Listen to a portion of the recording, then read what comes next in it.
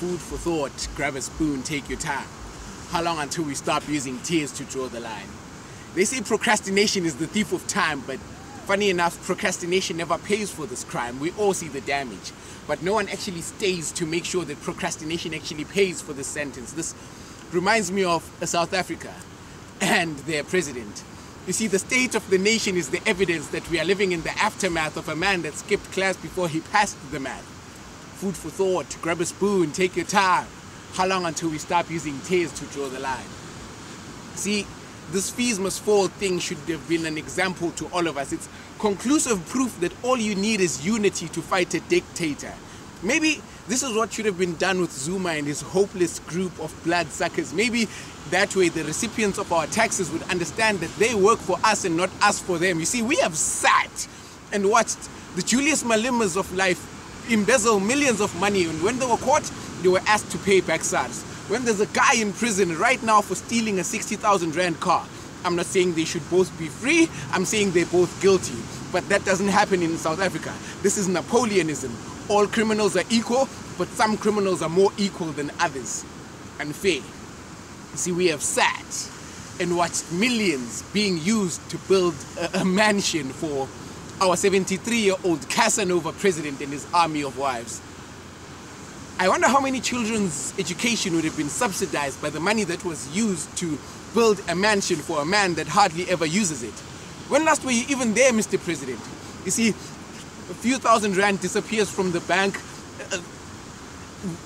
A suspect says he doesn't know where it went and goes to prison anyway. Money disappears from the state, we know where it went, and we're asking for a refund. Does anybody else see something wrong with that? I actually never understood why that guy would be asked to pay back the money.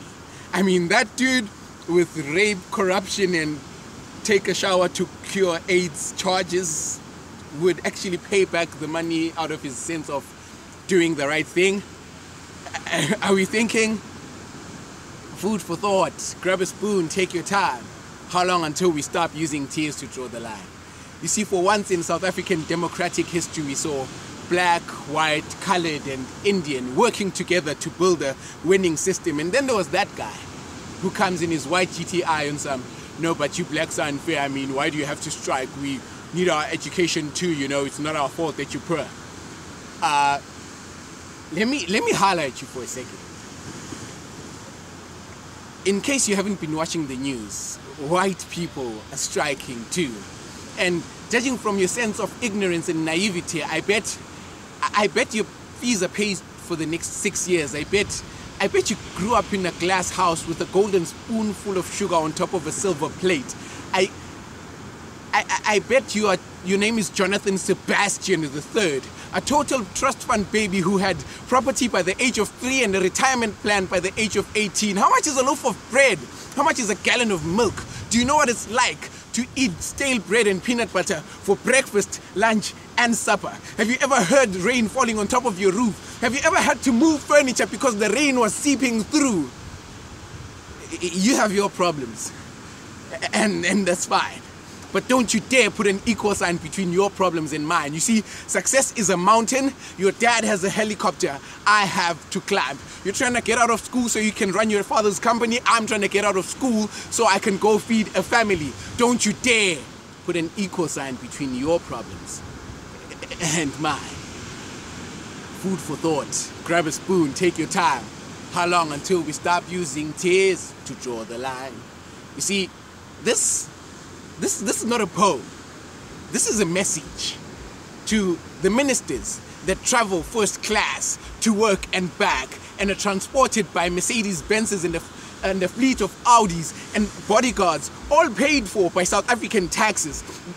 There's a child at Wits University Hall 29 who just wrote a thermodynamics exam with an empty stomach and a hefty fees statement at the back of his head. It's unfair.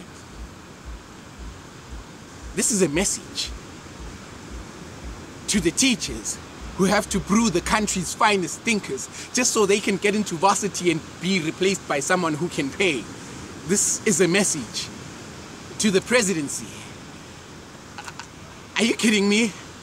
Kids striking for education in your country, a lack of food, a lack of water, a lack of electricity, a lack of everything that you don't need. Sikbegile. And this is a message to the parents who are taxed before they get their salaries, and taxed when they bank, taxed at the mortuary and pay value-added tax to put their children through varsity. At some point, you're going to have to grab the whip that the oppressor is hitting you with. It was going to hit you anyway. Join the fight. And this is also a message to the youth. The youth that stood against the tyrant who won the war against apartheid just so he can inflict the same pain. It's a message to the youth that stood against the tear gas that we never thought we'd smell again. It's a message for the youth that stood against the 2015 versions of Cecil Rhodes. The only difference is that today's Cecil Rhodes are wearing blue uniforms. To the youth that stood, I'm messed up. And you're messed up.